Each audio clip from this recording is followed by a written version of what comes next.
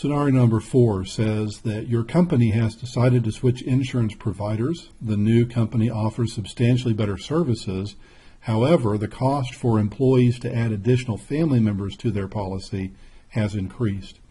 As Special Services Coordinator, you must explain the changes of the new provider. During a given week, the company employees can attend one of 5 noontime meetings. They will be served lunch while you explain the new services. Most of the employees have a status lower than your own. None of the people attending the meeting have the power to fire you, at least not for this. However, this is the 3rd time in 7 years that your company has decided to switch insurance providers. So when we think about the audience analysis, we begin by thinking first about this question, what is the audience demographics? This is the first time where you really have a situation where you know the employees or you know the people you're speaking to. These are company employees that you also work for. They are colleagues, people that you might go to lunch with if they're not too mad at you after this meeting. And so whereas before you've had to maybe go look at websites, do some research about an organization to find out what they're about, you've relied on your contact person. In this situation, you're talking about friends, and you have to really sort of check some of your own assumptions then going into this, so that you don't overlook what their concerns might be or what some of their needs might be. Sometimes familiarity breeds contempt, and we approach these presentations to our colleagues in a less intentional manner than we might ought to, given their seriousness.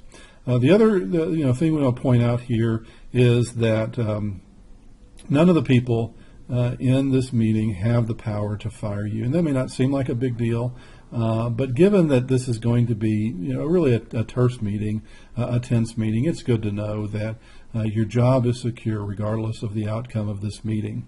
But that's some of the demographics. These are all adults, they're all professionals, and so you're speaking to people like yourself. All right, so now let's think about what is their attitude toward this topic. Well, bottom line is their attitude is not good. This is the 3rd time in 7 years that your company has switched insurance providers. So they're not happy about this. And the cost for employees to add additional family members has increased. So that's going to give them a negative vibe about this particular topic.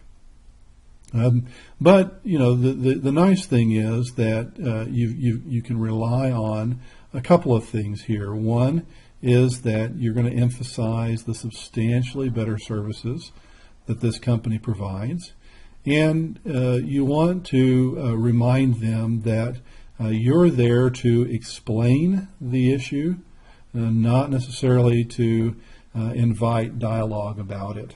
And so that's some of the issues that we're going to think about in terms of their attitudes. But what are their expectations of you?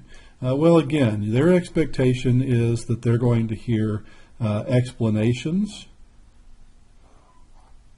of what's going on here.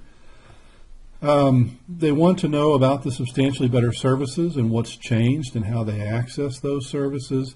But most of all, this is a speech to inform. So your goal here is not to persuade them. You're not trying to sell them anything. You're simply trying to make sure that they understand the information that they are getting, and that's the purpose of an informative speech. A couple of logistical concerns. Again, you've got some control over how the food gets served and what gets served. You want to think about things that are fairly easy to manage while they're looking at paper, because insurance is all about what's on the paper. And so, again, not an easy scenario here, but hey, you're up to it. You're awesome. You'll do great.